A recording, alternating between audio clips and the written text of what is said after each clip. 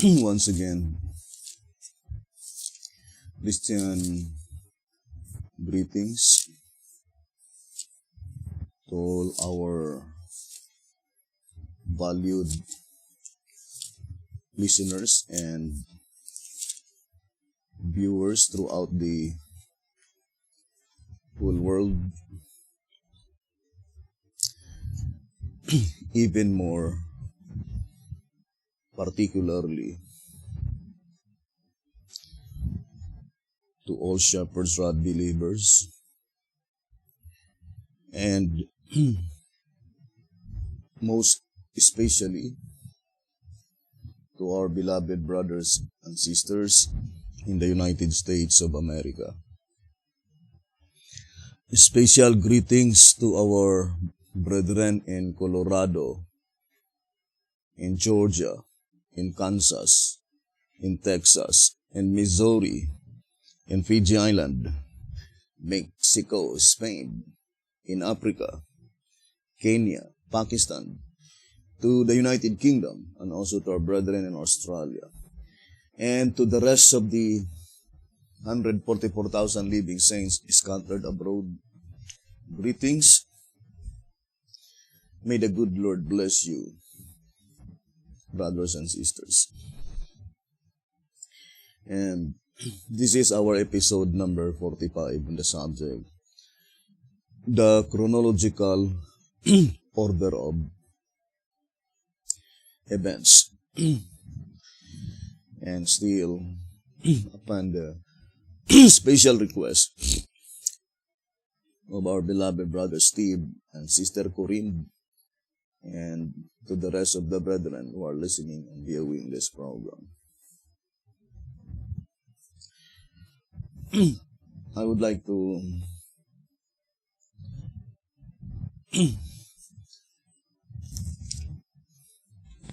begin our study on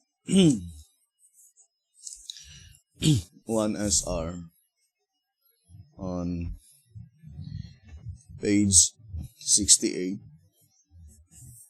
saying, the fact that Israel after the flesh is a type, photograph. Their experience must be duplicated by the true.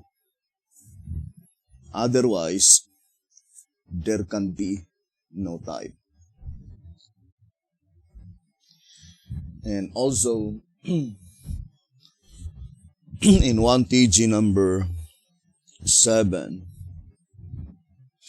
on page 3, it says, in whom do we find such a parallel? In no others than those who left Egypt and started for the promised land. No, in none others. They are our only type. And also in 1SR 115 and 116, it says, the experience of the children of Israel in Egypt was a photograph of our denomination. Thus, their experience is being reproduced in every particular with these people. So, the same with the statement in 1SR page 68. Duplicate. So, the word duplicate meaning reproduce. We know that according to 1SR 226, it says, the types themselves are not the true object, no more than a photograph is, but it is a representation which pictures and unmistakable evidence the object in view. Now, I would like to read Patriarchs and Prophets. On page 406, it says, during these years, it is pointing to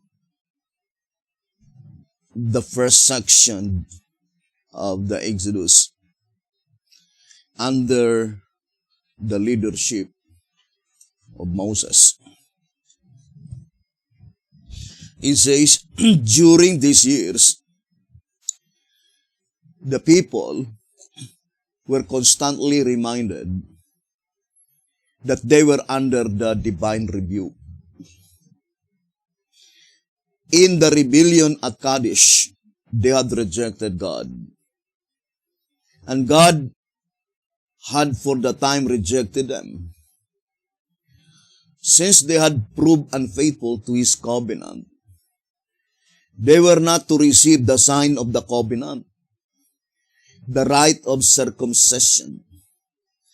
Their desire to return to the land of slavery had shown them to be unworthy of freedom.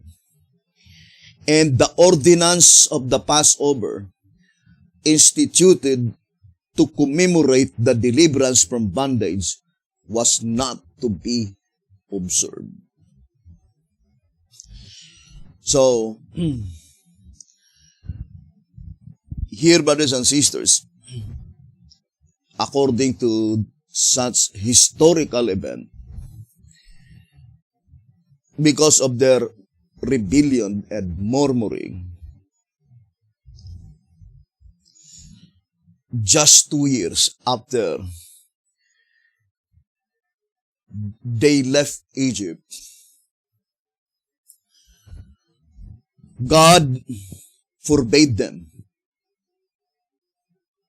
to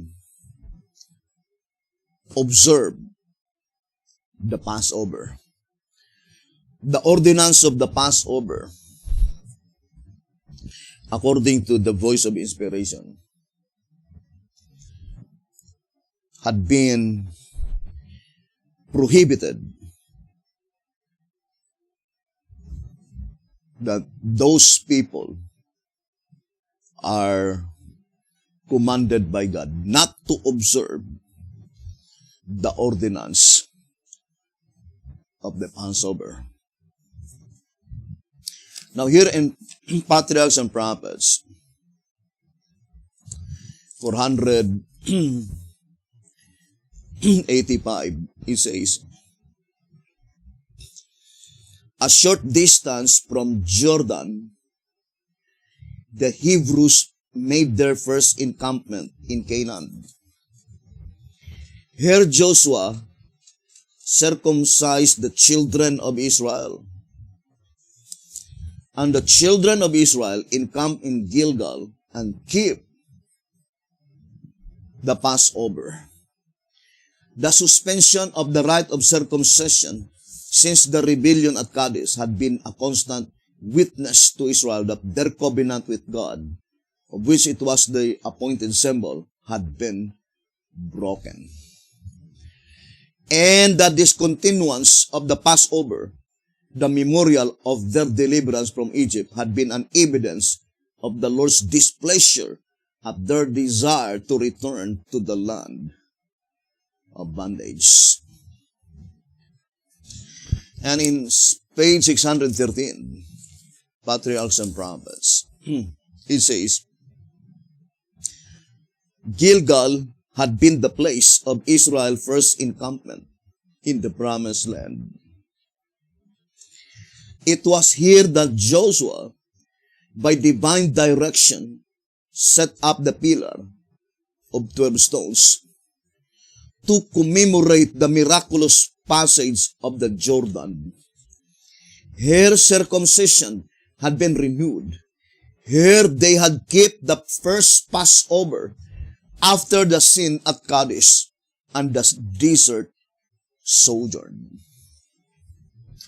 Patriarchs and Prophets, 613. Now, I would like to read in Bible commentary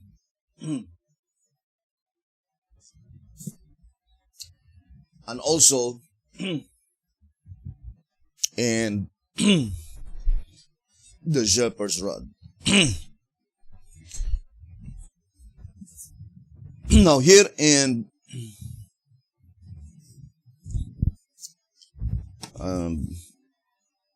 Seventh-day Adventist Bible Commentary, Volume 1.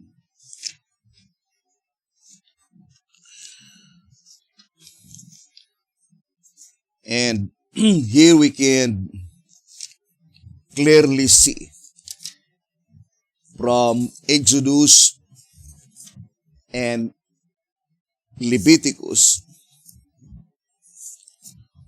that this verse is a prophecy. And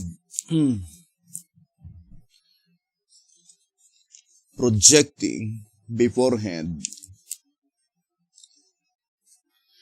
that event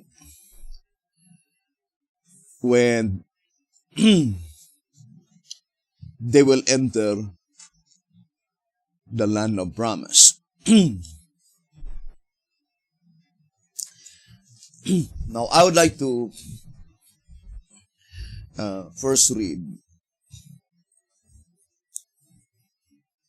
Exodus, I think, chapter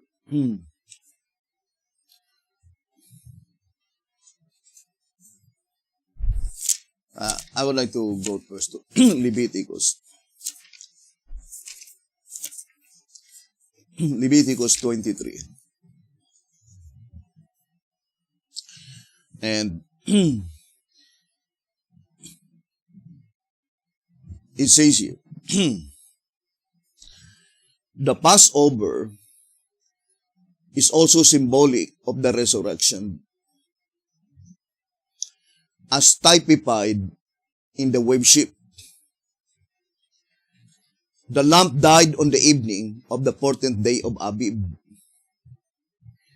On the 16th, the morrow after the Sabbath, the first fruits previously cut were presented before the Lord.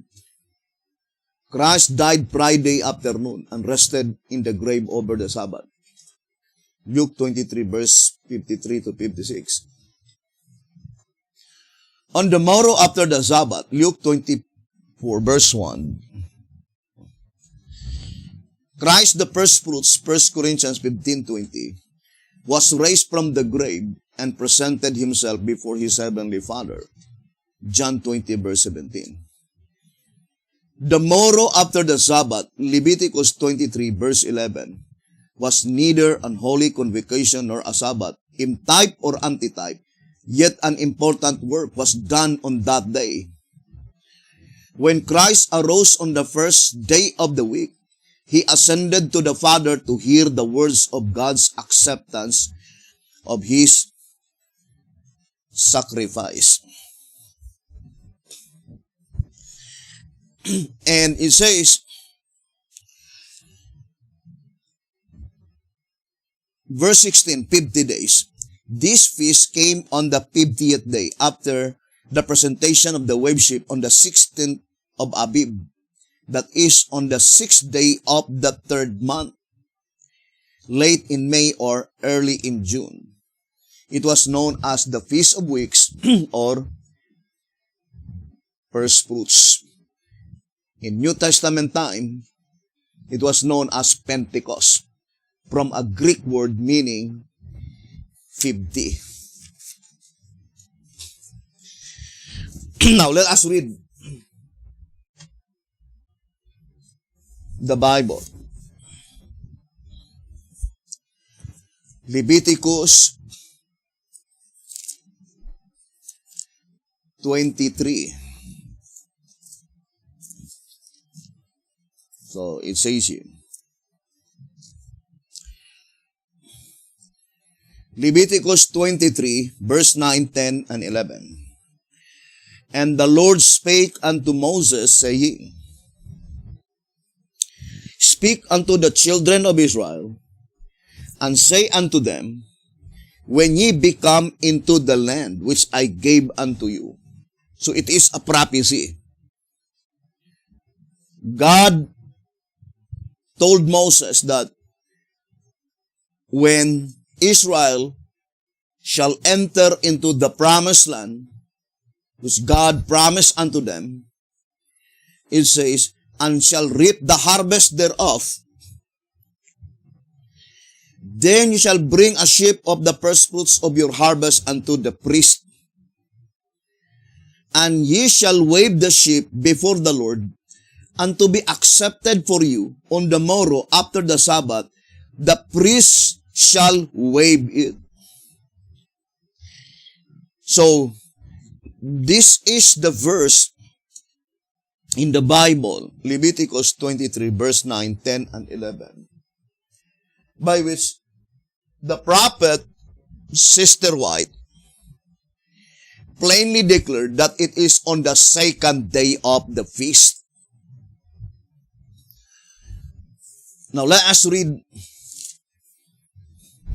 again this reading in Patriarchs and Prophets.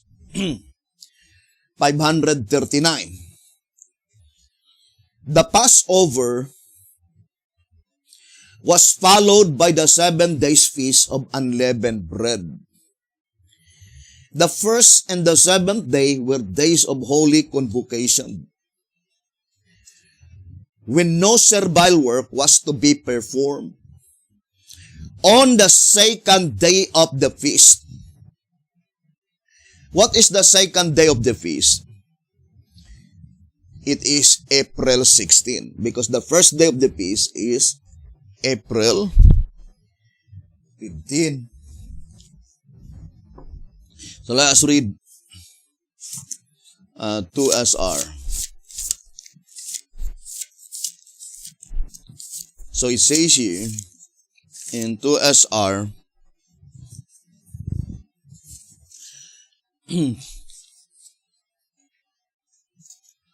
page 23, it says, the first day, 2SR page 23, the first day of the Passover feast, 15th day of the month. So that is the first day of the feast. Always fall on the 15th day of the month. But it will not fall always on the same day.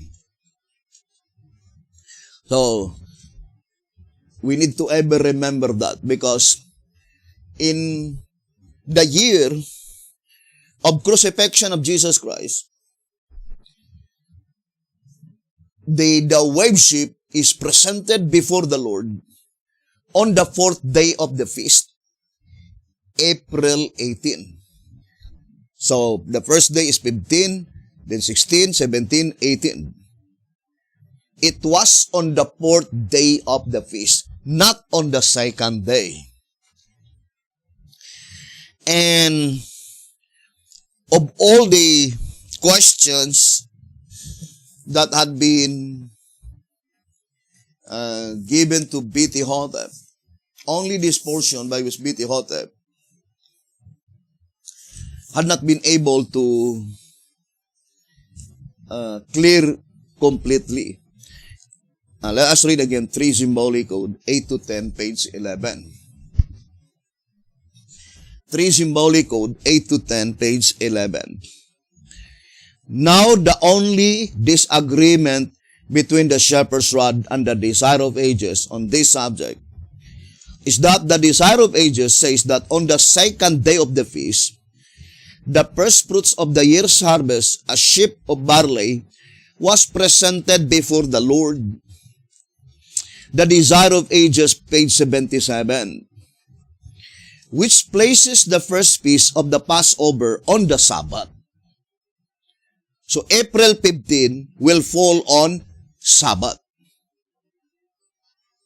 So the second day of the feast must be on April 16, which fall on Sunday. So then it says, thus making the slaying of the lamb on the 14th day, Exodus 12:6, fall on Friday. Whereas the shepherd's rod places the slaying of the lamb and the 14th day on Wednesday, the first feast on Thursday, the second feast on Friday, and so on. Therefore, in view of the fact that the shepherd's rod and the desire of ages are here at variance, and that we believe both to be inspired, we must necessarily go to the Bible to prove which is the correct day and how to harmonize the two volumes. Thus, laying aside both the shepherd's rod and the desire of ages, we go for witnesses to Mark and John. So, in reality, we know that the shepherd's rod and the writings of Sister White will never be in contradiction because they were inspired by the same spirit of inspiration. And the only reason why God did not bestow to Betty-Hotep the complete understanding concerning the issue, the only answer that can be given is according to 1SR page 13, it was not present truth in their time. It says here in 1SR page 13, the answer we give is because it was not present truth in their time. And 1SR page 13. But now the complete fulfillment of this prophecy is found in our days, then of course God would bestow unto us the gift of understanding. And in reality, the second day of the feast by which the spur prophecy are talking about is the predicted event in Leviticus 23, verse 9, 10, and 11, when they will keep the Passover under the second section of the Exodus under the leadership of Joshua. Now, I would like to read 1SR. 1SR page 114 and 115. The prophecy made to Abraham of 430 years ended at the time the children of Israel went out of Egypt, which is, according to Bible chronology, King James Version, 1491 BC. So that is very plain. The children of Israel went out of Egypt in 1491 BC. And we know that at that time, Moses was 80 years old. And Moses died at the age of 120. So it's easy to understand by subtracting 40 years from 1491, then we will have 1451 BC. So it was in 1451 BC that God commanded Joshua, according to a reading in Desire of Ages 613 and 487, that to keep the Passover, in which it was suspended under the leadership of Moses because of their murmuring and their rebellion. But brothers and sisters, we know that the perfect fulfillment of this statement was not fulfilled in the days of BT Hotep. The statement here in Answerer number 3, page 20 and page 21, it says, "But let it be remembered that the Exodus movement, the type, was in two sections. The first section being led by Moses, and the second by Joshua, and that it was the last, the purified section, that which grew up after the 40 years wilderness."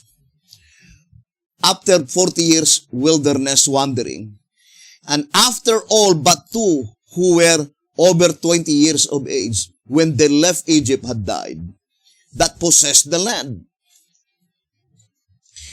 And I would like to read the last portion of the second paragraph. And then it says, "So the purified Israel today, the 144,000, the ones who survived the 40-year period of wandering from 1890 to 1930, and who escaped the slaughter of Ezekiel 9, are to be promoted to the final leadership of the antitypical Exodus movement, then to inherit the promised land and to be citizens in the everlasting kingdom." This is one of the portion by which the admonition given in the old symbolic code, 7 symbolic code, 7 to 12, page 19, saying, "We have learned much, and no doubt there is much more for us to learn. It is the follow-on and the go-through spirit that will finally land the remnant without fault on the heavenly Mount Zion. My conclusion is that we should give up no scripture truth, but that our false applications and interpretations of scriptures and consequent false ideas of order and propriety should be given up as fast as possible." 7 symbolic code, 7 to 12, page 19. So brothers and sisters, this is one of the cow's dung, the false expectation of the prophet. Because there was no 144,000 living saints in 1930. If the 144,000 living saints are already in existence in 1930, and if the youngest of them is 1 year old, then today, it must be at least, let us subtract, 2021 minus 1930. So at least he must be 92 years old today. And it will be contradictory to the Bible, because Sister White says that those who will reach at the age of 90, God will lay them down to sleep. But that is only the youngest. How much more if those 144,000 in 1930 is already 20 years old? Then today, he must be 110 years old. So, this is one of the false expectation of the prophet. But the thing that we should not give up is that the second section of the Exodus, they are the one by which God commanded to keep the Passover feast. Because it was suspended in the first section of the Exodus. And that is really the duplicate. Both the leadership of Sister White and Betty Hotep, they never observed the Passover feast. Why? It's so because, brothers and sisters, they were the duplicate of that historical event that God suspended the ordinance of the Passover feast. And that Passover feast can never be observed unless the Bible calendar must be restored first. So, we need to study closely the type, because we already read in 1 SR 226 that the type is not the true object, but it picture with unmistakable evidence the particular object in view. So if the type, when they keep the Passover feast, brothers and sisters, it was on the second day of the feast by which the sheep was presented before the Lord, or the sheep was offered before the Lord. So the antitype as well, brothers and sisters, must be the same event. I remember, let me see that statement, that saying that the type and antitype should be great controversy, 399. Answerer number 3, page 23, and 1 SR Packet Edition, page 74, saying that type and antitype should exactly fit and perfectly match, and not only to the event, but as well as to the time. So, and it was predicted beforehand in the spirit of prophecy. Now, let us proceed, brothers and sisters, to our investigation. So the shepherd's rod declared clearly that when we say that the sheep will be offered on the second day of the feast, then it puts April 15 on Saturday. So April 16 falls on Sunday. I would like to establish first divine principle. The first day of the feast must always fall on April 15, according to SR 23. But April 15 do not fall always on the same day. Do we have that pattern? From pattern number 1 to pattern number 7 concerning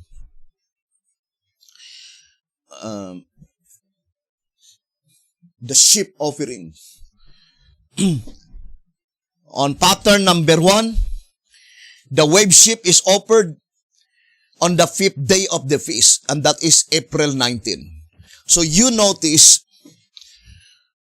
according to the shepherd's rod, the divine principle, the sheep must be offered or presented before the Lord on Sunday. There is no other day. But that offering, that presentation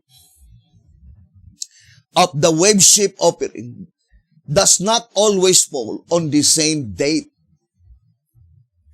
So, on pattern number 1, it is April 19.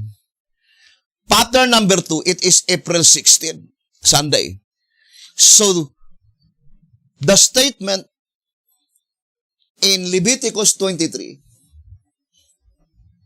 brothers and sisters, from the time when the ordinance of the Passover was suspended, it was predicted beforehand that they will observe the Passover feast because it is God who commanded Joshua. And historically, it was on the second day of the feast. Because we already proven with absolute fact that They came out from Egypt 1491 BC according to the shepherd's rod, 1SR 114 and 115. And at that time, Moses was 80 years old. So the remaining years of Moses was 40 years. 1491 BC minus 40 equals 1451 BC. Let us go to the pattern. And you can see that it is pattern number 2 when they observe the Passover feast from the time that it was suspended. So let's look at the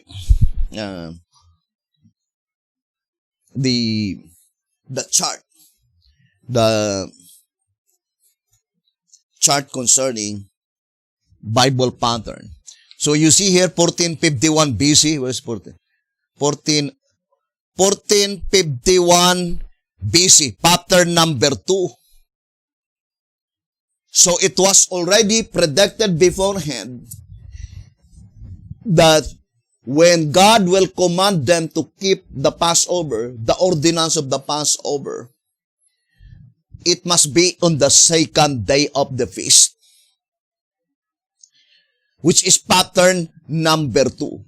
But that is only the photograph.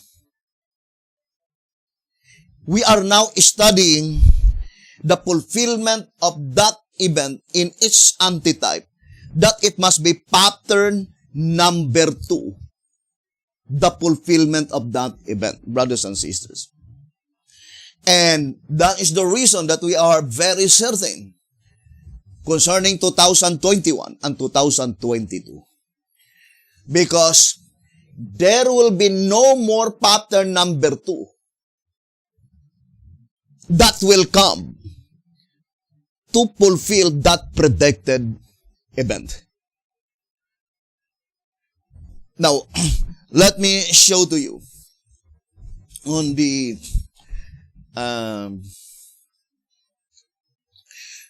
timeanddate.com. April 16, 2022. You see that is pattern number 2, Sunday. And in Gregorian calendar, it is October 4, 2020. And it will repeat again another 7 years because there are 7 patterns. So you need another 7 years to repeat the same pattern. But we are running out of time.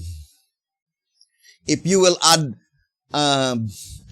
another 7 years, 2022, then you will fall on 2029. And that is already, brethren, on the year of Jubilee.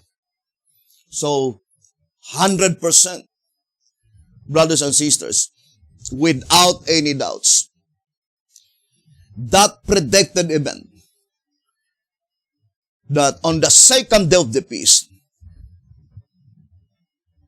the sheep of offering must be offered in the presence of the Lord, was already fulfilled in October 4, 2020. Now, this is the divine principle. Let us read again the statement in Patriarchs and Prophets. 539. It says, and according to Desire of Ages, I would like to read Desire of Ages, page 77. It says, Desire of Ages, page 77. The first paragraph is the deliverance or the first section of the Exodus. The first paragraph is 1491 BC. But the second paragraph is 1451 BC. Now, brothers and sisters, so there are two Passover here mentioned in Desire of Ages, page 77. The first paragraph is pointing to the deliverance from Egypt. And that was pattern number 4. Now let us look at 1491 BC. So that is pattern number 4. 1491 BC, pattern number 4. But 1451 BC, that is pattern number 2. So, can you make 2 April? April 1451 BC, pattern number 4. And April 1451 BC, pattern number 2. To make a comparison. Now, I would like to read the statement. Desire of Ages, page 77. The observance of the Passover began with the birth of the Hebrew nation. On the last night of their bondage in Egypt, when there appeared no token of deliverance, God commanded them to prepare for an immediate release. He had warned Pharaoh of the final judgment on the Egyptians, and he directed the Hebrews to gather their families within their own dwellings. Having sprinkled the doorposts with the blood of the slain lamb, they were to eat the lamb roasted with unleavened bread and bitter herbs. And thus shall ye eat, he said, with your loins girded, your shoes on your feet, and your staff in your hand.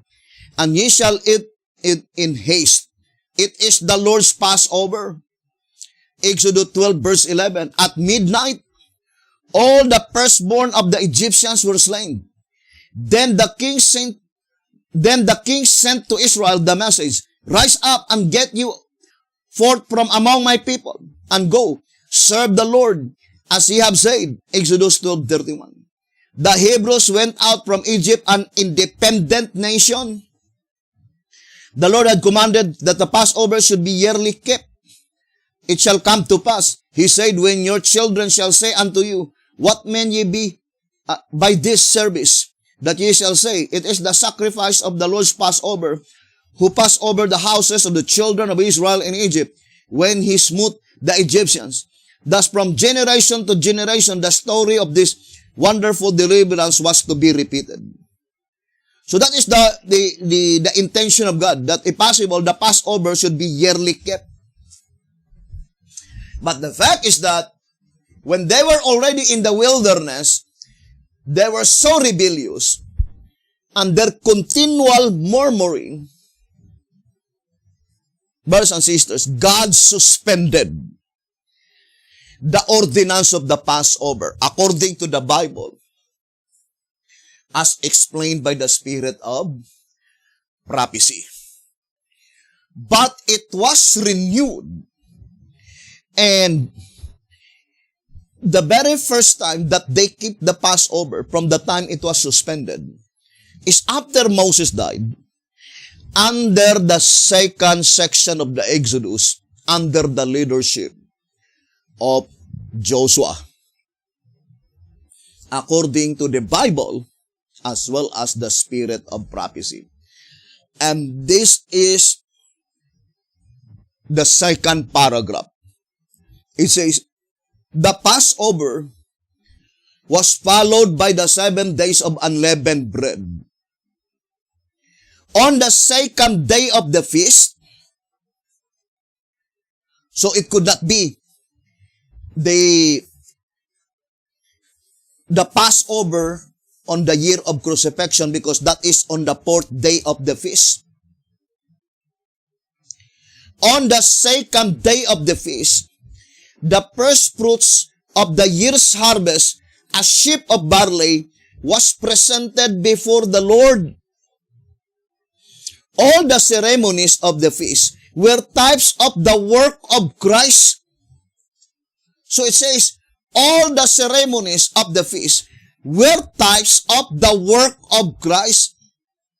And of course, if we will be saying the work of Christ, that must be in the heavenly sanctuary. The work of Christ in the heavenly sanctuary. So, let us now study closely, brothers and sisters. And that event is pointing to the 144,000, according to answerer number 3, page 20. By which Beth-Hotep expected in his lifetime. But that is false expectation. We need to give up that false expectation. But the scriptural truth, we should not give up. 7 Symbolic Code 7 to 12, page 19. Now, brothers and sisters, what is the scriptural truth that we should not give up?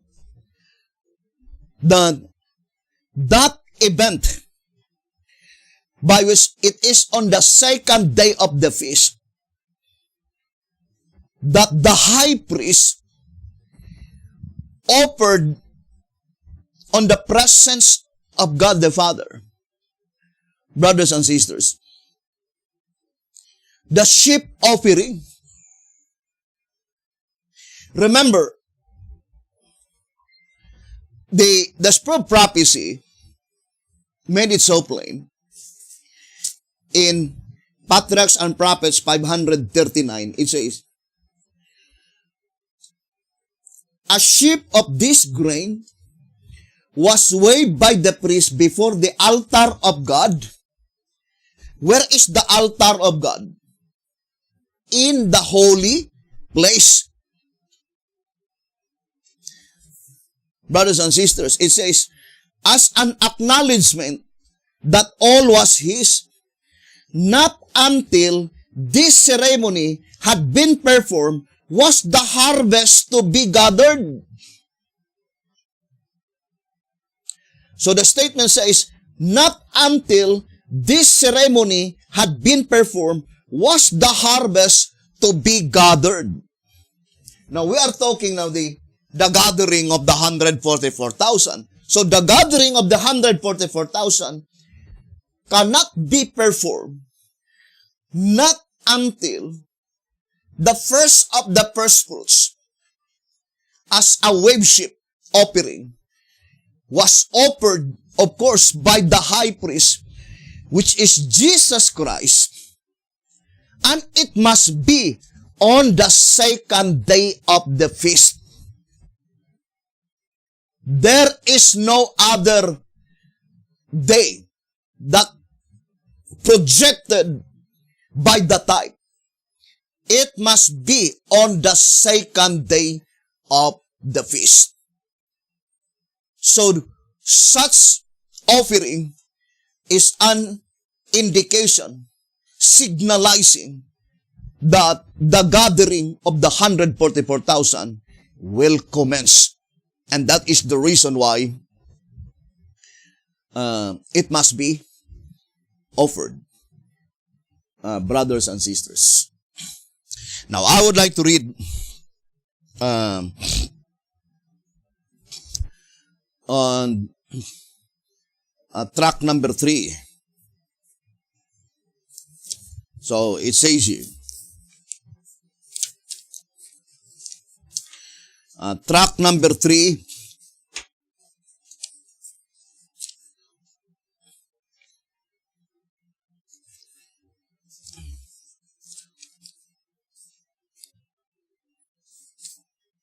on page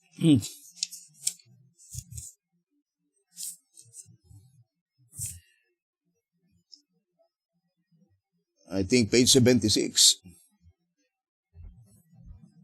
I would like to read. So let's read the statement given by the shepherd's rod. Track number 3 on page 76.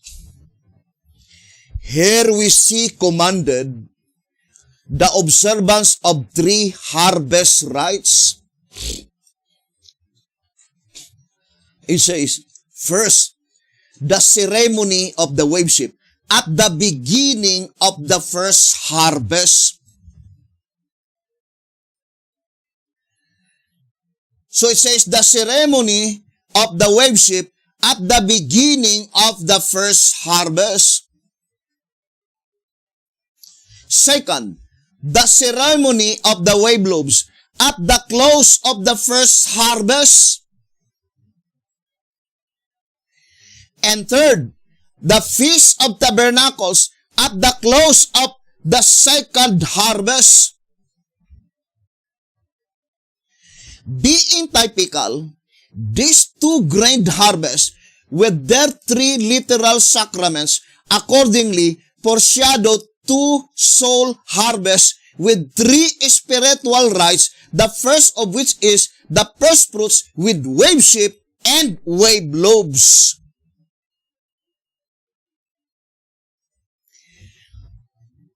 Now, first of all, brothers and sisters, there are only 2 grains mentioned here. Barley and wheat.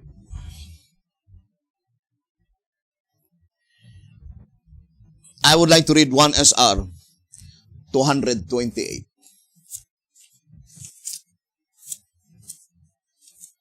One SR 228. It says, the wheat represents the 144,000. So the wheat represents the 144,000. Now let us read in symbolic code. Can you find out the statement? Fixes and comments. I would like to read that portion.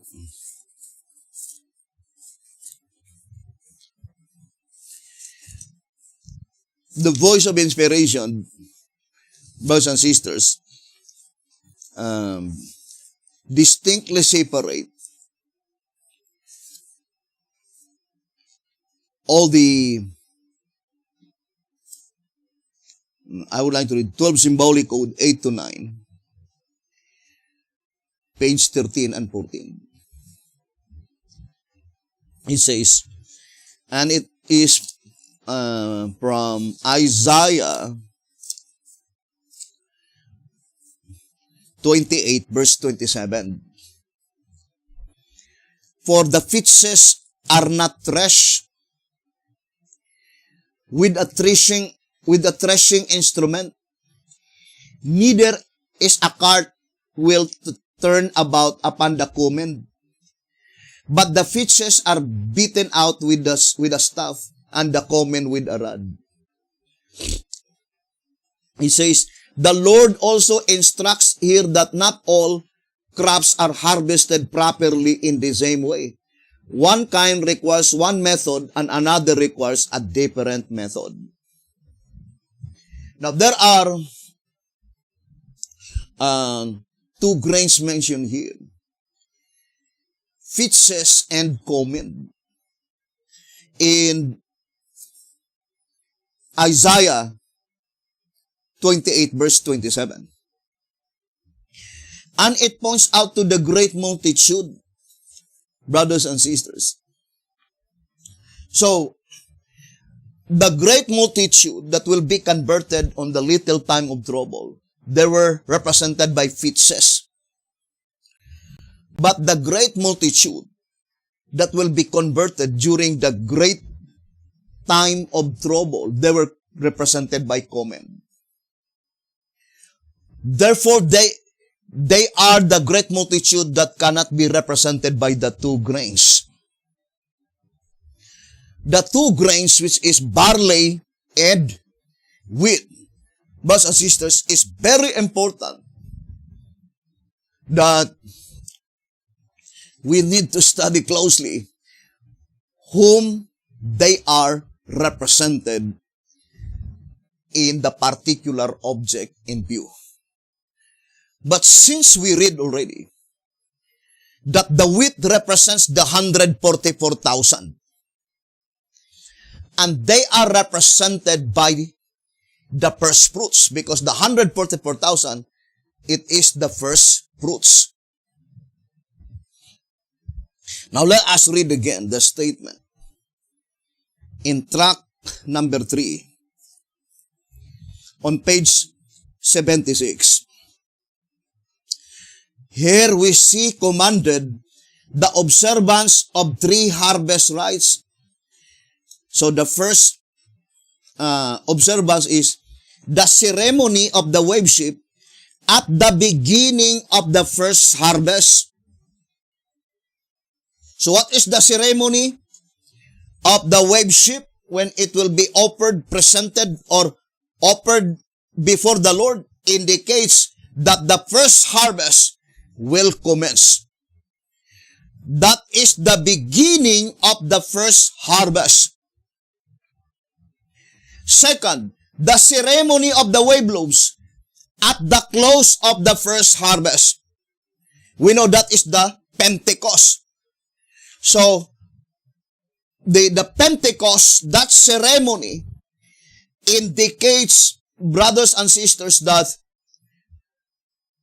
the first harvest is close, or meaning the 144,000, which is the first fruits, were completely sealed. So, in this instance, the 2 wave loaves can but represent 10 tribes and the 2 tribes. Now, how about the Feast of Tabernacles?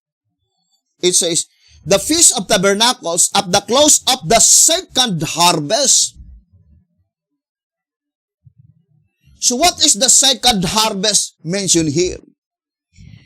Brothers and sisters, it is directly pointing to the constituent of the great multitude by which they were not defiled with women. They were not defiled with women.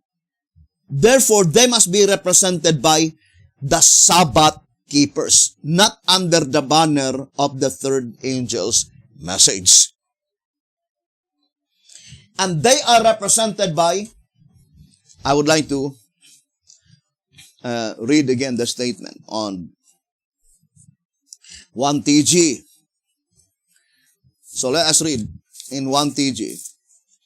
Number 17, page 9. It is concerning Zechariah 10 verse 6. And I will strengthen the house of Judah, and I will save the house of Joseph, and I will bring them again to place them. For I have mercy upon them, and they shall be as though I had not cast them off. For I am the Lord their God, and will hear them. The statements, I will strengthen, instead save the house of Judah, and I will save, instead of strengthen the house of Joseph, imply that the house of Judah is saved before the house of Joseph is. And to save the house of Joseph, he strengthens the house of Judah. The second fruits need to be saved, whereas the first fruits need to be fitted for service. Both are gathered into one place, the barn, the kingdom. The Lord extends this favor of both of them because He has mercy upon them and will treat them as though they had never caused Him to cast them out. So the second fruits mentioned here is represented by Joseph. And Joseph cannot represent the Sunday keepers. So it points out to the antitypical 144,000. Because we have the typical 144,000, which is the literal Jews. Here in 2TG number 4, it says, 2TG number 4, page 14. Here we are plainly told that the two ancient kingdoms, the types, he is to restore and join, so bring out the antitype. So, the 12 tribes, ancient Israel, they are the types. But the 12 tribes, spiritual Israel, they are the antitype. But the fact is that both of them, their number is 144,000. Now, if you will read, although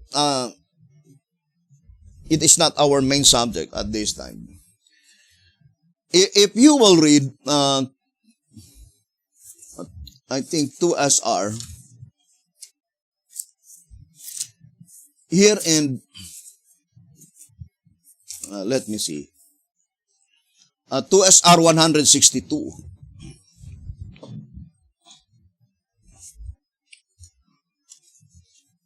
2SR 162. It says, the great multitude of Revelation 7 verse 9, living at the time of the close of provision for the world, shall also never die, of whom the 144,000 were a type. Now, here, brothers and sisters,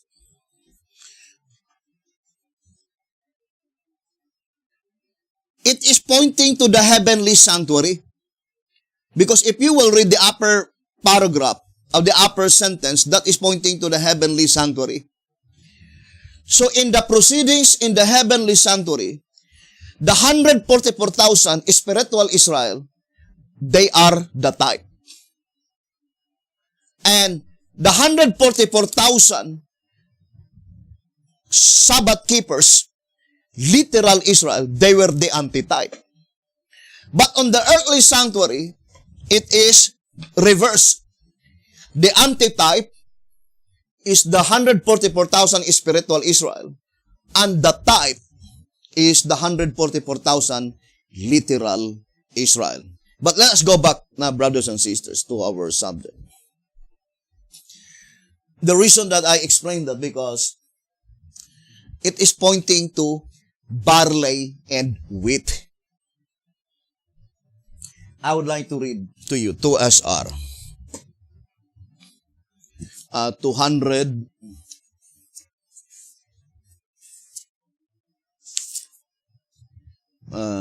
Let me see. 234. 2SR 234. Barley ripens much earlier than the wheat. Therefore, those hard first must be represented by the barley. Otherwise, the symbol could not be perfect. The barley then represents the Jewish nation as they were hard first. So, 2SR 234, who are they, the barley? The Jewish nation. Now, here, brothers and sisters, there must be typical barley, the Jewish nation, and the antitypical barley. So let us distinctly separate the typical and the antitypical. The same with the wheat. The typical and the antitypical. But at this time, our attention is focused on the period of time by which the Bible and the spirit prophecy declared clearly that such predicted event must be on the second day of the feast. And since the second day of the feast must be on pattern number 2 on the Bible calendar, then the fulfillment must be on pattern number 2 of Bible calendar. Now, the reason why we are so certain that that predicted event was already performed by Jesus Christ, that the barley, the first of the first fruits, had already been offered in the presence of God in April 16, 2022, bios in Gregorian calendar, that is October 4, 2020, Gregorian calendar. Because Jesus Christ will begin to gather the 144,000 living saints into the book represented by the barn. We are talking about in the heavenly sanctuary. Because the statement in Desire of Ages, page 77, all the ceremonies of the feast were type of the work of Christ. And that work of Christ is in the heavenly sanctuary. Brothers and sisters. So, in every angle, we can prove to you that we are now in the perfect fulfillment of the prophecy. Now, let us go to another angle, brothers and sisters. And hoping that God would help us, I know, to all of them who are interested and willing to know the complete plan of redemption. Now let us go back to our subject, brothers and sisters, in track number 5, page 74. It says, the fact too that the trumpets are figurative is another evidence that these 5 months are figurative time. But why should this period in which the locust, the Christians, have power to torment men be limited to 5 months? It will be noted that the 144,000 are called the first fruits, denoting that they are sealed at the beginning of the harvest. The commencement of the time to separate the tares from the wheat, to the parable of the harvest, then we must go for the full explanation of the 5 months period.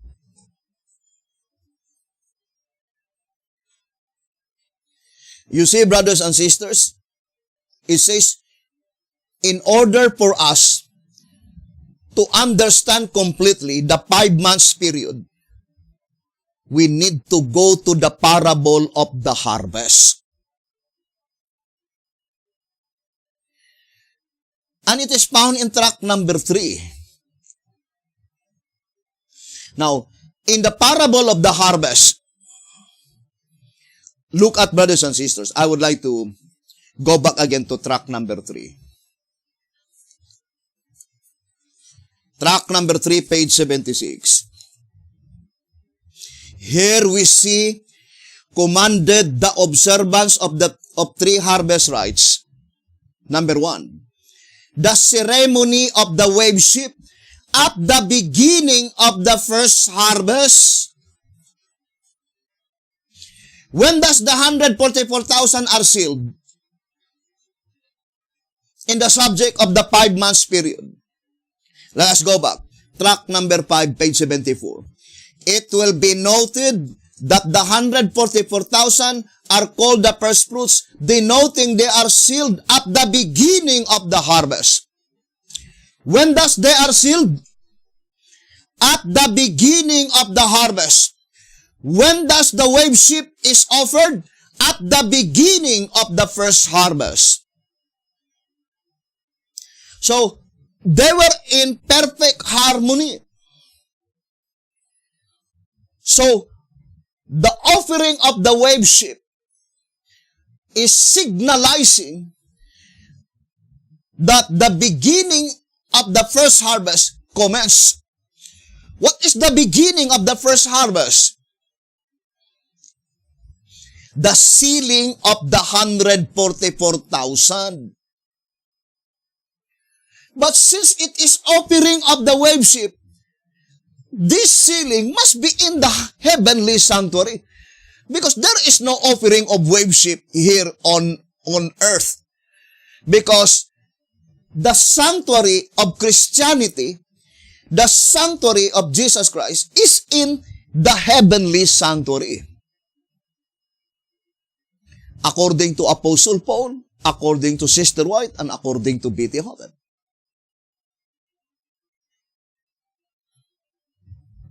Now, let us ponder deeply, brothers and sisters. I would like to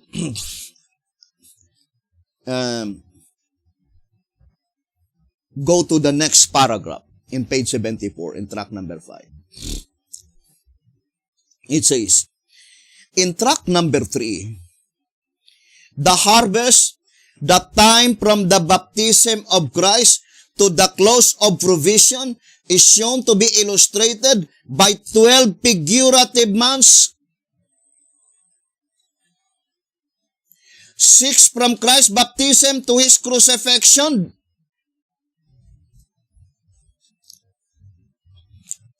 Now, that is a simple analysis. 12 figurative months.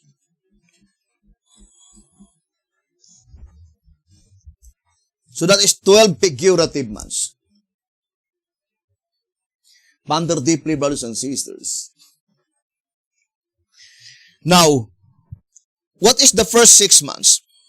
From Christ's baptism, October 16, 27 AD, to his crucifixion, April 16, 31 AD. That is exactly 1,260 days. That is 3.5 years. That is 42 months.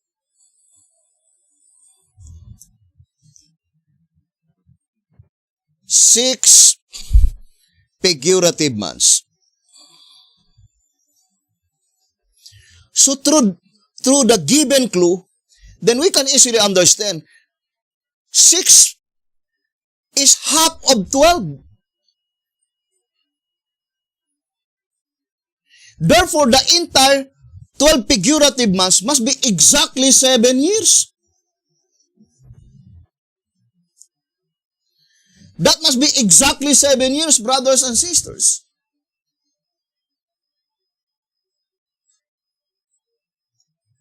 So, ponder deeply, brethren.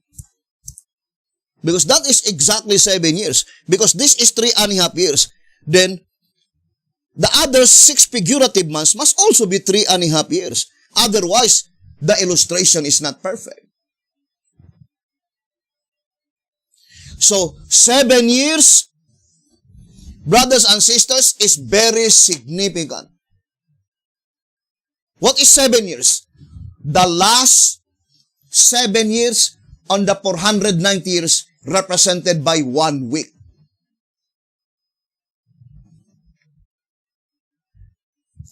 Now, let us read the Bible again.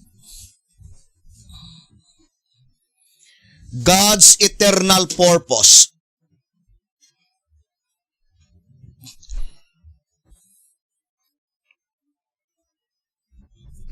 So, let us read Daniel chapter 9.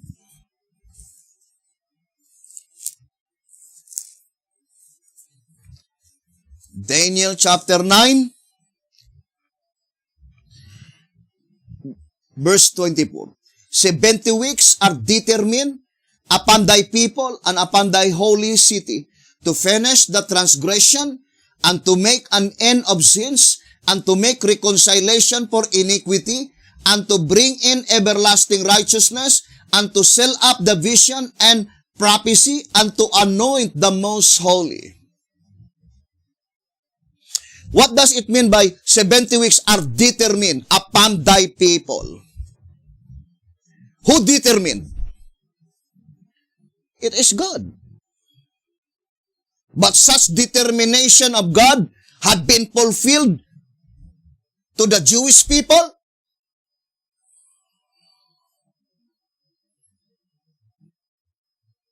I read that several times. But I would like to read only that portion.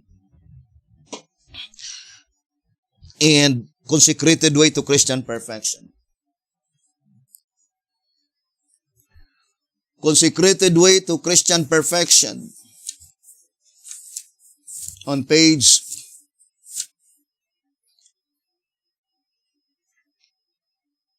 115 and 116. Just to read that portion saying, for such a people as that, and in such a people as that, could he finish transgression, and make an end of sins, and make reconciliation for iniquity, and bring in everlasting righteousness? Impossible.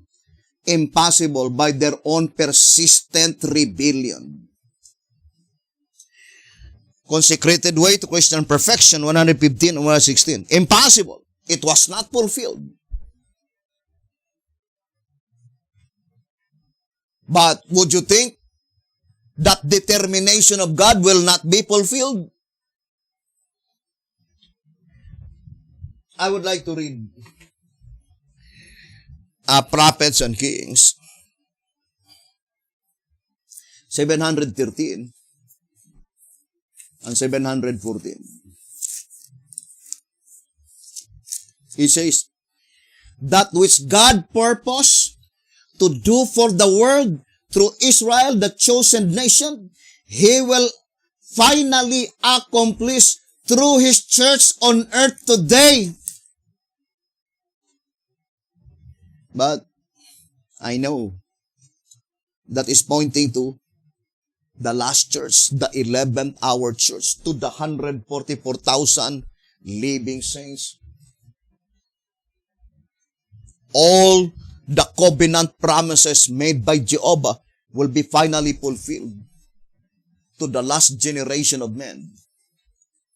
The 144,000 living saints. You and I, if we will be faithful. Only God knows. But what we are studying is the time prophecy, the given time, so that we could strive with all our power that God has given unto us to be among that special company on time. Not like the foolish virgins. They strive when everything is too late. So, let us now go back, brothers and sisters.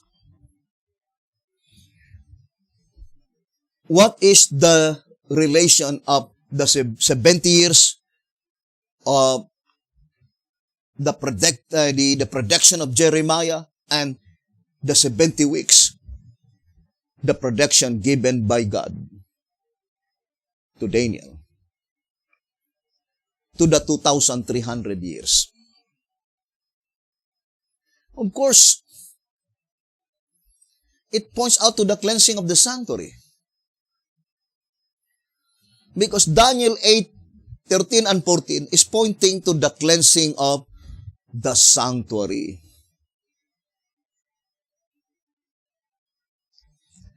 Now, I would like to read 2TG 42 on page 33. It says,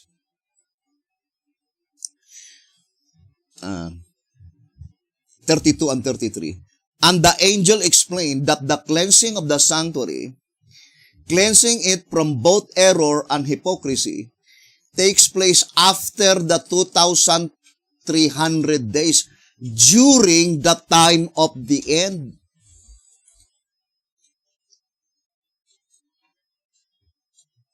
So the voice of inspiration made it so plain that the cleansing of the sanctuary takes place after the 2,300 years.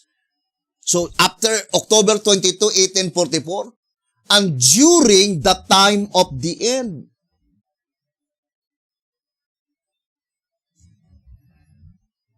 TG 42, page 32 and page 33.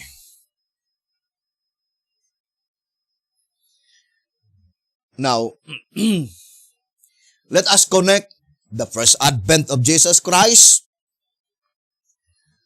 the Exodus,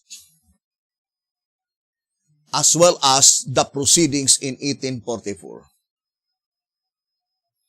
All of them are closely connected with each other, as well as the subject concerning the 5 symbolical months.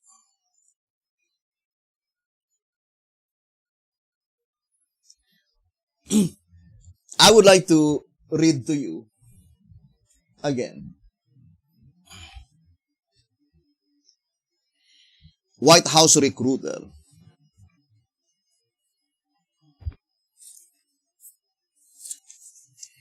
White House Recruiter on page 15. So let us read.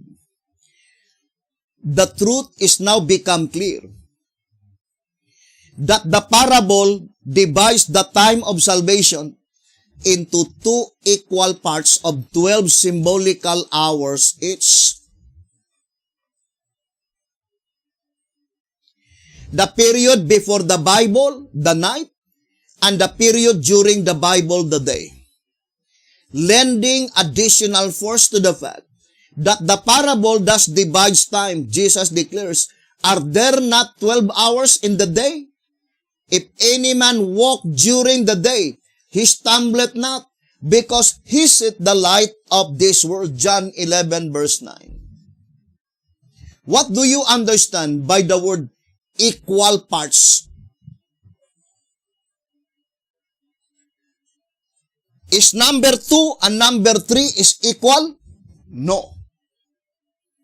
Even if you will say number 2 and 2.1 is not equal. The word equal means the same. 12 hours in the night time, exactly 12 hours. 12 hours on the daylight. But this is not literal. It says 12 symbolical hours each.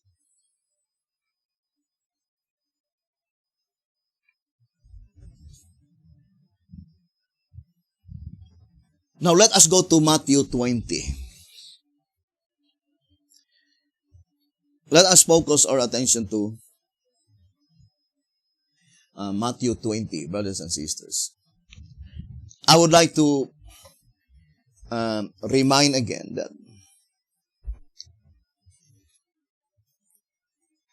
in 2SR 237, it says, the reason he has followed that particular rule is to present to his church the exact time of her history by periods.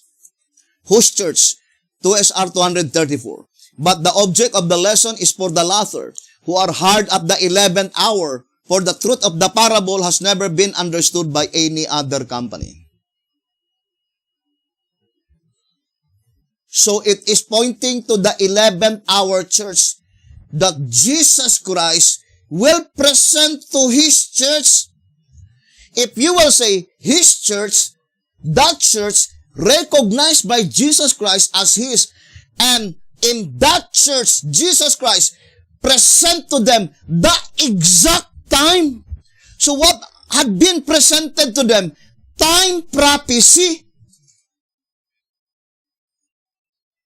Exact time of her history by periods.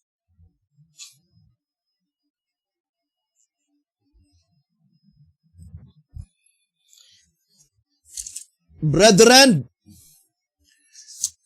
as far as the history is thus concerned, it is revealed by God through the subject of the seven seals. 2SR 201 and 202, it says, the seals by periods, Revelation 6. As the evidence brought forth cannot be questioned, that with the book of seals, the judgment opened. And as it began with the righteous who live upon the earth first, and ends with the last, it is positive that the seven seals is spread over the entire world's history. Consequently, they include every saint since the world began. The number 7 bears the same evidence. As there are 7 seals in consecutive order, it is clear that our world's history is divided into 7 different periods. The judgment begins with the first and ends with the last.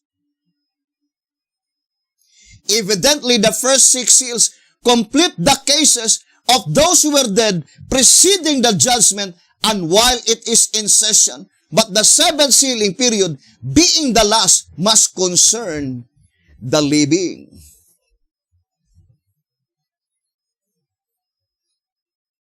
So the entire history, from creation down to the close of provision, was revealed in the subject, the 7 seals.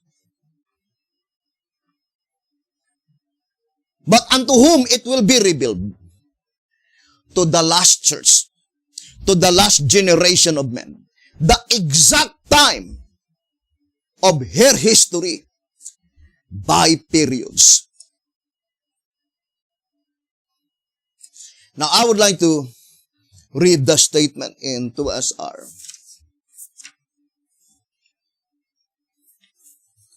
Uh, 237.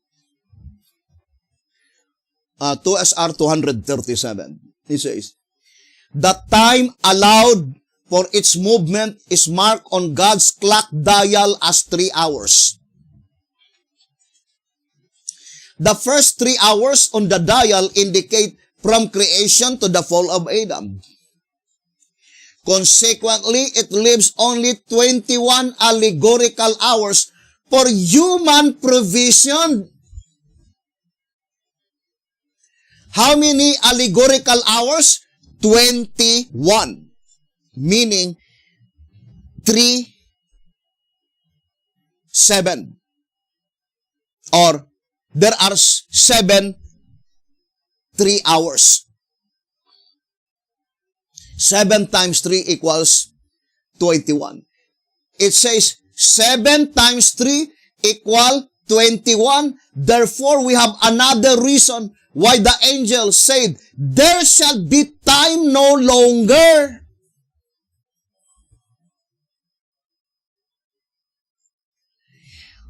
When that predicted event says, there shall be time no longer. At the time when there will be only 3 hours remaining, there shall be time no longer. Because 21 needs 3 hours to complete 24 hours. But the absolute fact is that the great multitude is not a part of the parable in Matthew 20. It is not a part of the parable in Matthew 20, brothers and sisters. Because the last call is the first fruits, the 144,000. If we will say that the great multitude is a part of Matthew 20, then it is the great multitude is the last call. Not the 144,000. So the great multitude which no man could number, brothers and sisters, is not a part of the parable in Matthew 20. There are many movements and there are many saints which is not included in Matthew 20.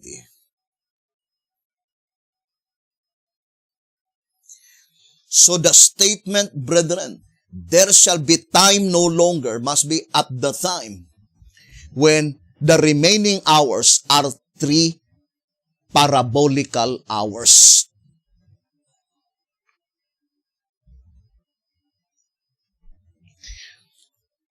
I would like to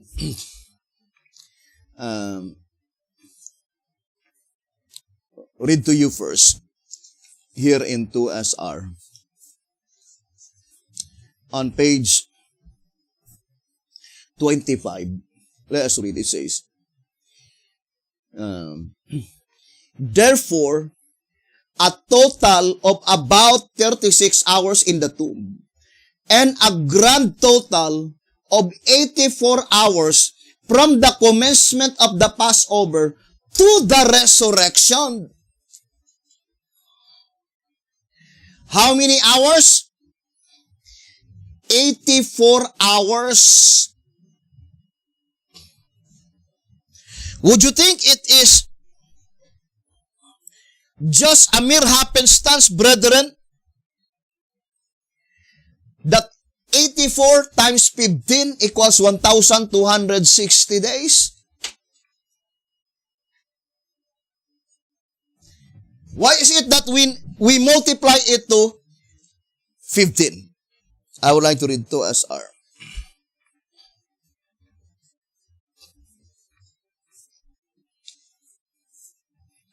Uh, 2SR page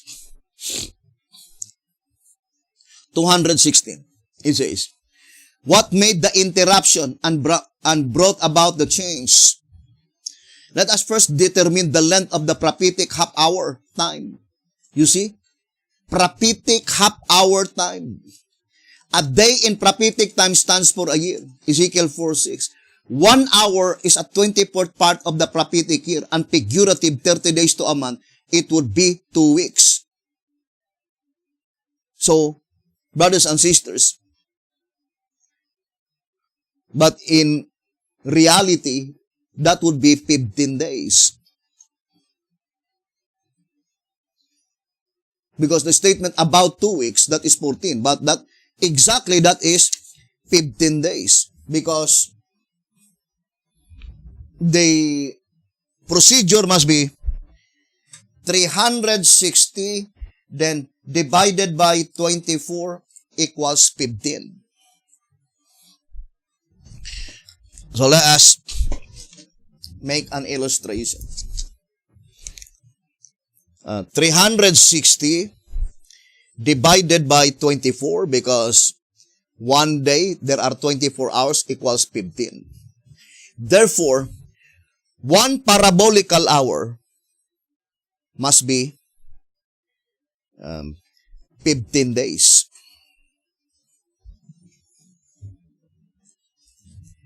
That must be 15 days. One parabolical hour. Now, in the perfect fulfillment of the prophecy, so the 3 hours, brothers and sisters, 3 times 15, then that must be 45 days. So, when there will be only 45 days remaining, that is the time by which the proclamation, there is time no longer.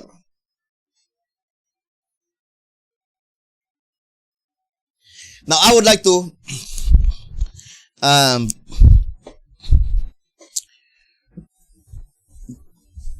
go first to the statement in 2SR.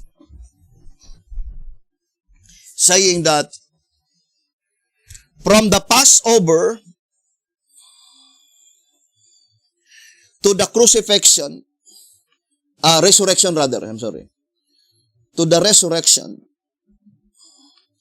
there are exactly 84 hours. 84 hours. But this Passover is April 14, and this is April 18. This is Wednesday, and this is Sunday.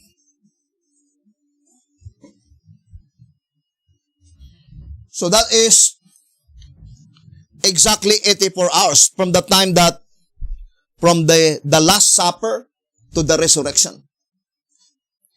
84 hours.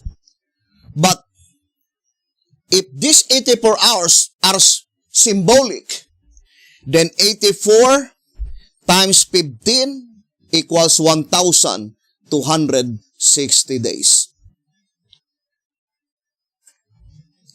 That is the first 6 figurative months from Christ's baptism, October 16, 27 AD, to His crucifixion, April 16, 31 AD. 1,260 days.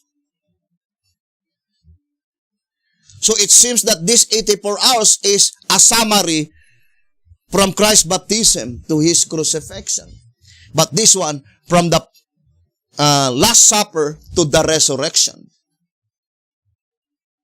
This one is 6 p.m. and this one is 6 a.m. Sunset, sunrise. Brothers and sisters, exactly 84 hours from Wednesday to Sunday. Right? So we have Wednesday, then Thursday, then Friday, then Saturday. So there are 3 days in between. 1, 2, 3.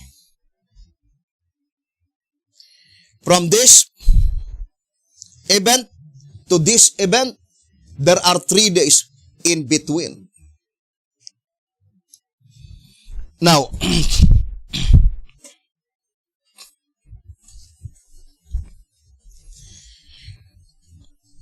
let us go to another angle of our prophecy. In 2SR.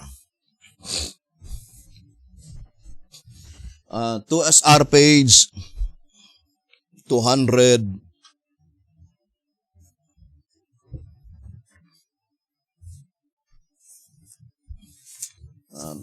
254, 255, and 256.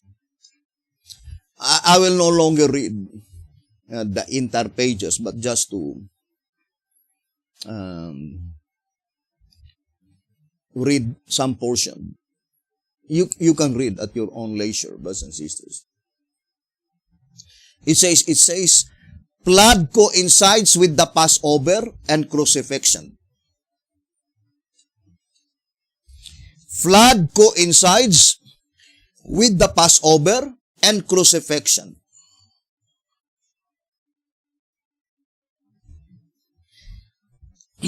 Let's read the statement. Our God commanded Noah with his family, beasts, fowls, and creeping things to enter in the ark on preparation day, Friday. In the selfsame day entered Noah as God had commanded him, and the Lord shut him in as the Sabbath drew on, being the 10th day of the 2nd month. So that is May 10, Friday. At sunset, Noah entered into the ark. Genesis 7 verse 13 and 16.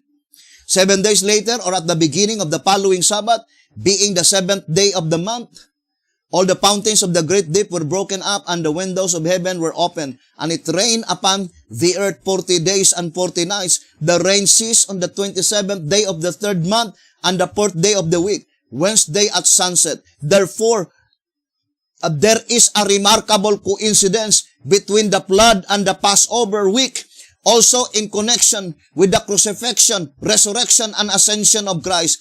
Therefore, this divine providence is worthy of our earnest consideration. The Israelites were commanded to take the Passover lamb apart from the flock on the 10th day of the first month, and were to kill it on the 14th day of the same month at even. Exodus 12 verse 3 and 6. As Christ was crucified, buried, and resurrected within the Passover week, the weekly cycle and the monthly calendar coincide as follows. The 10th day in which the lamb was to be taken from the flock fell on the 7th day Sabbath that year, which coincide with the day of the week and the month of Noah's first day confinement in the ark. In the end of the 14th day of the month, after Christ had observed the feast of the Passover lamb, he was taken before the priest, died on Friday, the 16th day of the month, was buried at the commencement of the 17th Sabbath, which coincides with the commencement of the flood, and was resurrected on the 18th Sunday. As he ascended on high 40 days afterwards, it fell on Thursday, the 27th day of the second month, being the same day of the week as that which followed the 40 days of rain. Our previous explanation showed that the day following the 40 days of rain depicted in type the end of the world, being followed with the departure of the saints from the earth. Now, let us analyze closely, brothers and sisters, the event during the flood and the event during the crucifixion. Now, let us look at first out the simple diagram concerning such event, brothers and sisters. So, number 210, the chronological order of events.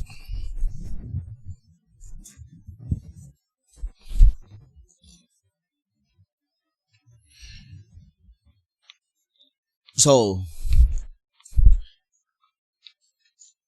here, brothers and sisters, this is the crucifixion, 3180.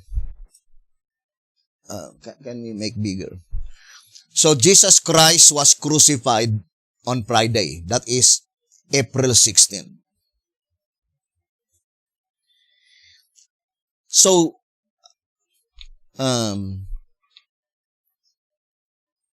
Jesus Christ was crucified at 9 a.m. But he died at 3 p.m. And he was buried at 6 p.m. So, in April 16, 31 AD, what coincides with the flood?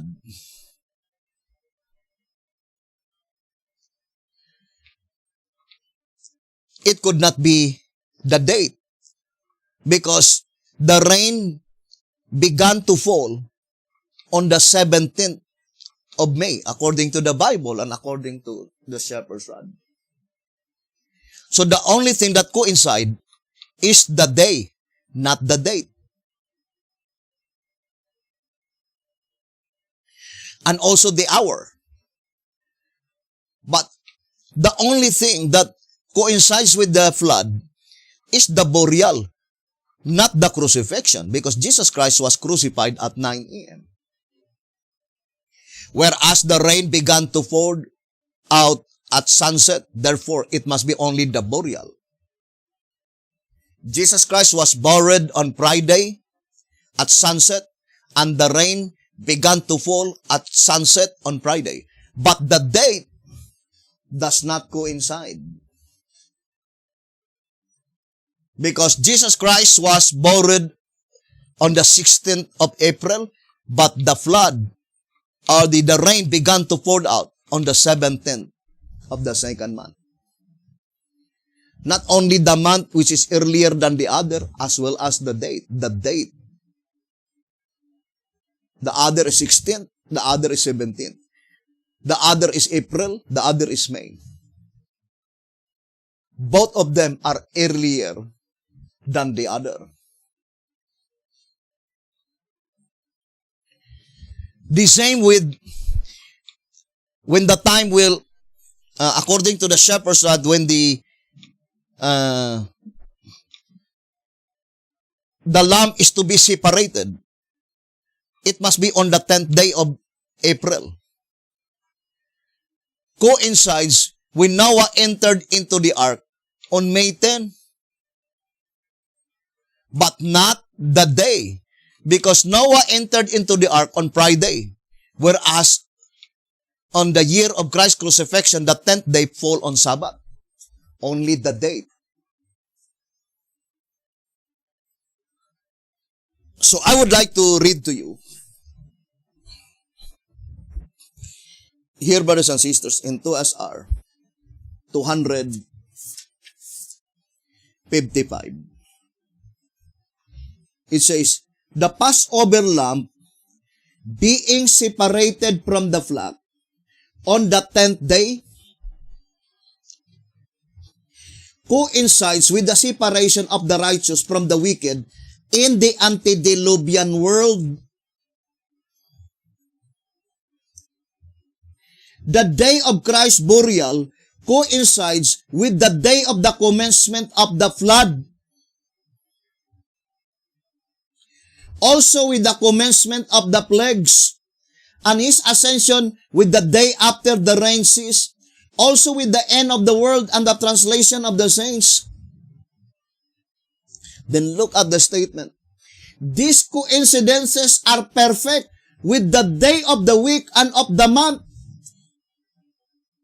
But the one is a month earlier in the season than the other, the Passover being in the first month and the flood in the second. It has been explained that the Passover is a type of the close of provision for the church.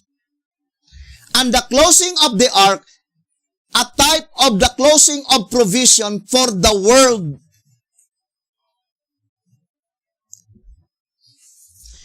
Then it says, therefore, there are 30 typical days between one close of provision and the other.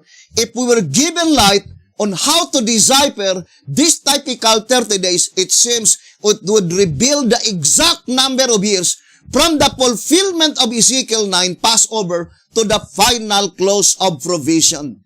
This fact perhaps will not be made known until after the work of the gospel has closed. For a brief summary of the flood in type and antitype, we draw the reader's attention to the chart on page 250. Now the statement, if we were given light, of course light cometh only from God. Or in other words, the statement says, there is no other way that we could be able to decipher this typical 30 days only by the revelation of the Spirit of Christ.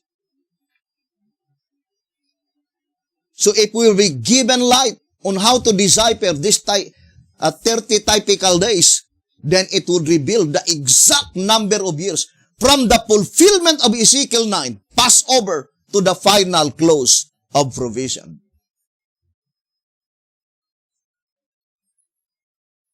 That is very plain here in 2SR 255 and 256. And with the aid of the Spirit, we will gradually decipher to you these 30 typical days.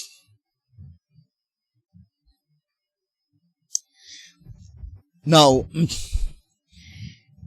there are only two ways to decipher these 30 typical days. Using the Shepherd's Rod publications. We have the type, the groundwork, the flood, and the crucifixion. In the type, not everything is thus coincide. I would like to repeat again. So, on April 10 and May 10, only the date and the hour that is coincide. But the day does not coincide because April 10 on 31 AD is Saturday, whereas in the flood, May 10 is Friday. So only the date. And the burial of Jesus Christ took place on sunset, Friday, and the rain began to pour out on sunset, Friday. Only the day, not the date. Because Jesus Christ was buried on April 16, whereas the rain began to pour out on May 17. 1 month earlier than the other. Brothers and sisters. But it is reversed. Because the flood precedes the crucifixion. So it must be May, April. Brothers and sisters. 1 month earlier than the other. The same with the date. 16 and 17. The same with the day. Friday, Saturday. So there is only 1 day difference. There is only 1 date or which is difference. 16, 17. Friday, Saturday. But concerning the close of provision for the church, the statement given by the shepherd's rod, I would like to read the statement. It says, these coincidences are perfect with the day of the week and of the month. If we will say perfect, then it must be that the date, the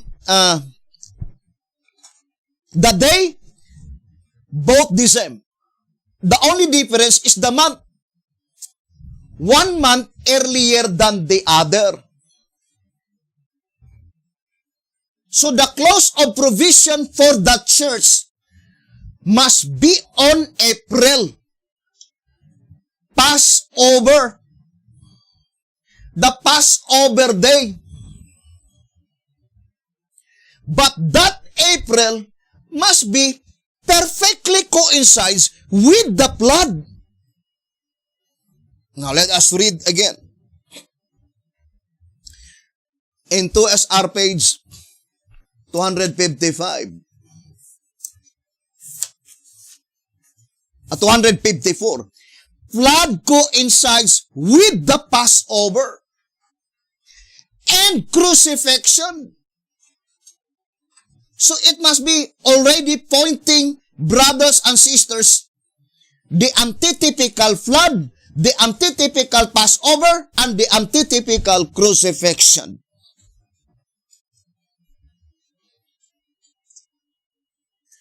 It must be perfectly coincide.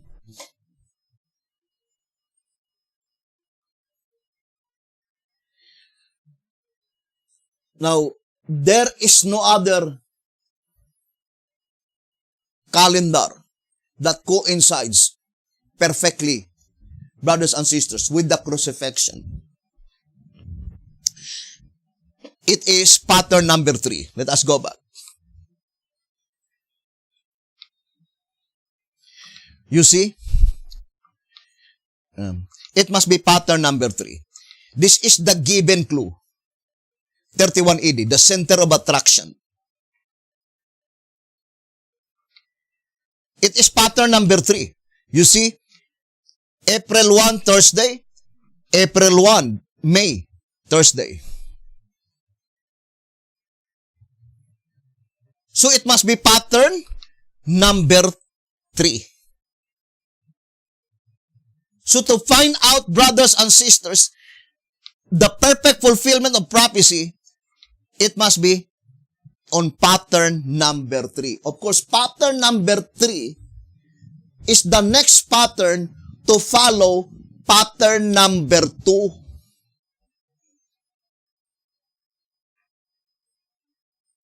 What is pattern number 2? Second day of the feast. The worship must be offered in the presence of God by the high priest, and that is Jesus Christ. Where? In the altar. Where is the altar? Holy place. Therefore, Jesus Christ must be in the holy place. What is the significance of offering the first of the first fruits, which is represented by the worship? Signalizing the commencement of the ingathering of the first fruits.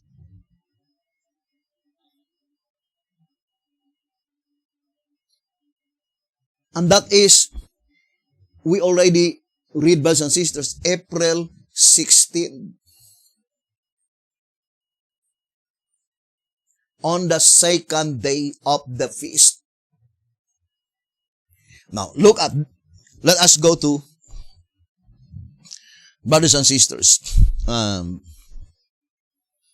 timeanddeath.com. April 16. Then we need to count backward. 1,260 days. 3.5 years.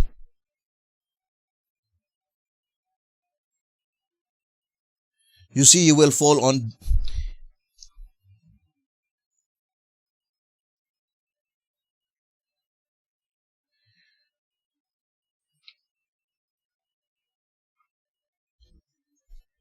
is it October 16? October 16, 2018. Bible calendar. And in Gregorian calendar, it is April 23, 2017.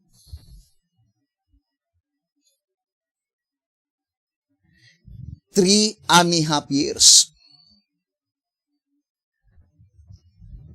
How many days, brothers and sisters? The 5 symbolical months. 1,050 days. 1,050 days. 210 times 5 equals 1,050 days. Now, I would like to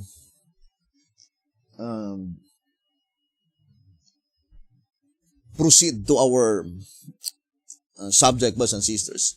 Now, let us go to pattern number 3. April 14. Let's go. Timeanddeath.com.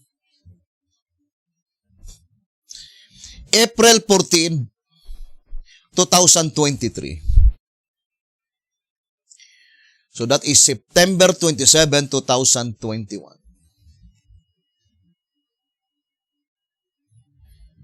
Brethren, the voice of inspiration is plainly telling us that the sealing of the 144,000 takes place only 1 year. From one Passover to another Passover. And there is no other pattern that perfectly coincides with the crucifixion in 31 AD, which revealed the close of provision for the church, is pattern number 3. We already read, brothers and sisters. It is pattern number 3. And pattern number 3, of course, the pattern that follows after pattern number 2. Therefore, we have already 2 impregnable evidence, infallible proofs, that pattern number 2 is predicted beforehand, that is the Bible pattern calendar, that the worship must be presented or offered in the presence of the Lord. That is pattern number 2. What is the significance of offering the worship? Signalizing the commencement of the ingathering of the first fruits, 144,000 living saints.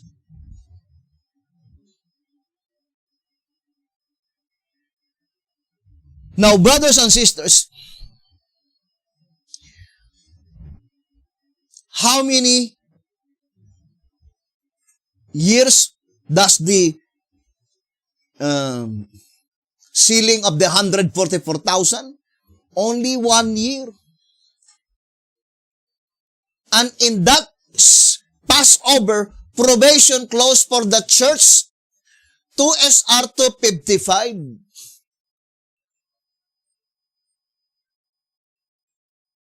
But what Passover? It must be the Passover that exactly and perfectly coincides with the crucifixion. And what is the given clue? The flood. What is flood unto us? I would like to read again. 2 SR page 200. That is the title of this chapter. What is the flood to us? 2 SR 240. What is the flood to us?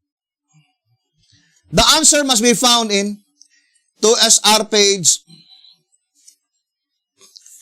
183. So it says, now why were they, I would like to read the portion. As the foolish virgins at last came to the door, it is evident that they obtained the oil, learned of the message, but there had been a delay. The door was shut, and they were left out.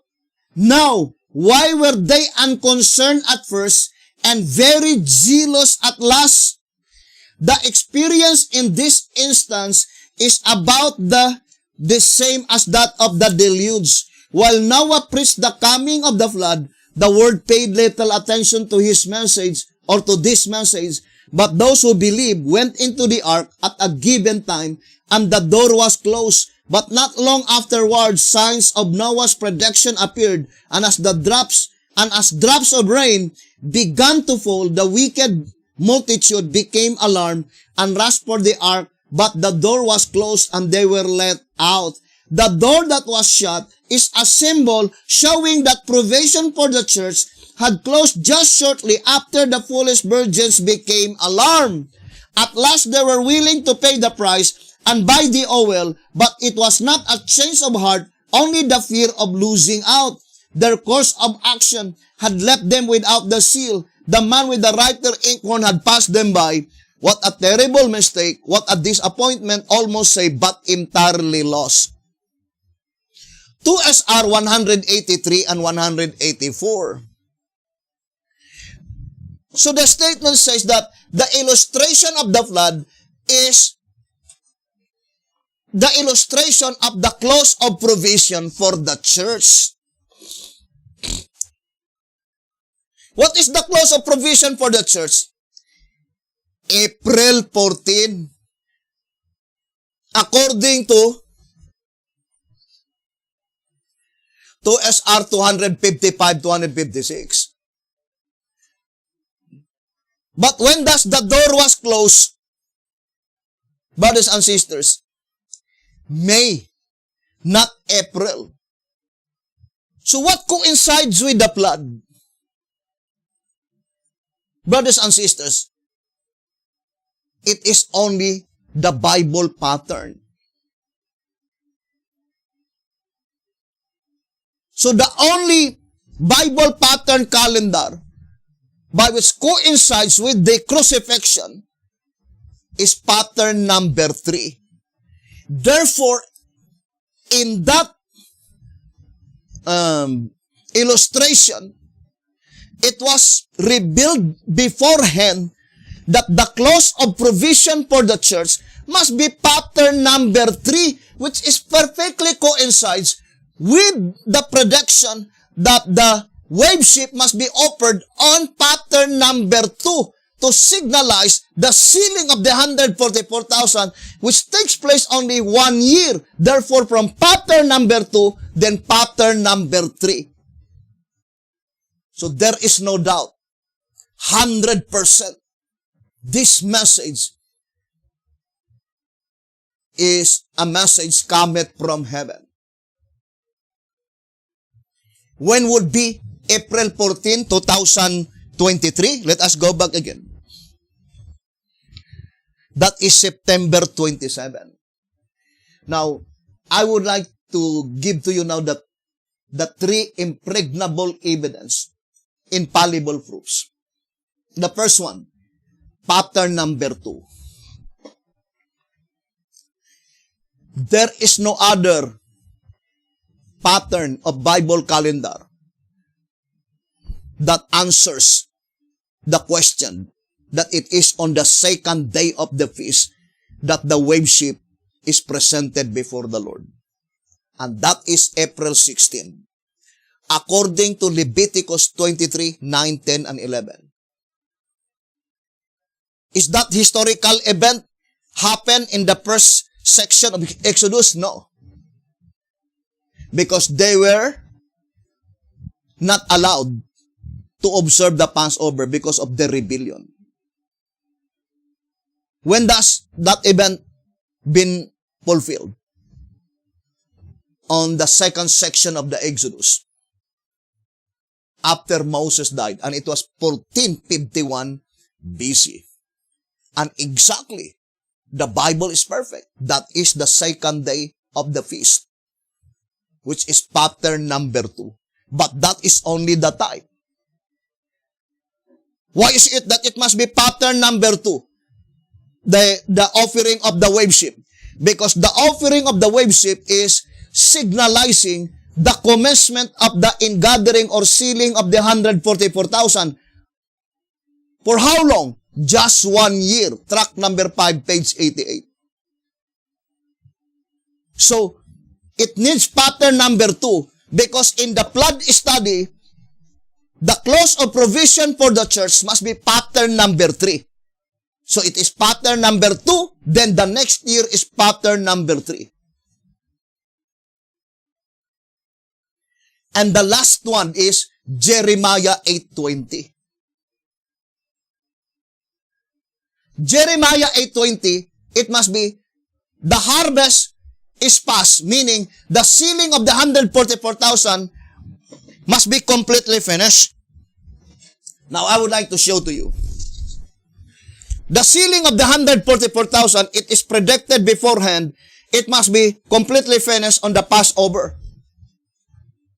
And Bethlehem says the only Passover day is April 14 because April 15, that is already the Passover week. And this April 14 should perfectly match when the time is the summer is ended. Because that is Jeremiah 8:20. The harvest is past. What does it mean?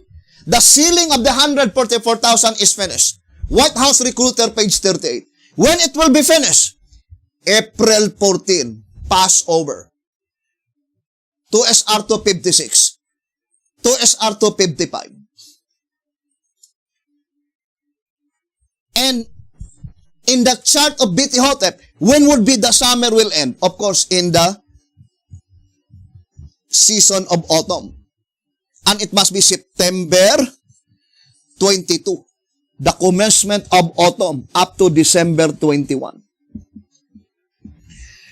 And it is inscribed in present tense. The summer is ended. It did not say the summer was ended. If the statement the summer was ended, then it must be on winter. But it must be in autumn. The summer is ended. And only these 2 remaining years that the Passover coincides with the season. Now let us go back again, brothers and sisters. April 14, 2023. That is September 27. So that is already in the season of autumn. Because the season of autumn commences on September 22. 22, 23, 24, 25, 26, 27. So, what is the statement in the Bible? Probation closed for the church, but when probation will close, brothers and sisters? Supposed to be. It must be on September 22. But it is the time when the foolish virgins became alarmed. Brothers and sisters, 7 days after, the same in the days of Noah, when Noah entered the ark, there was no threatening sign of rain. But 7 days later, that is the time that they knocked the door. And only 2021, April 14, 2024.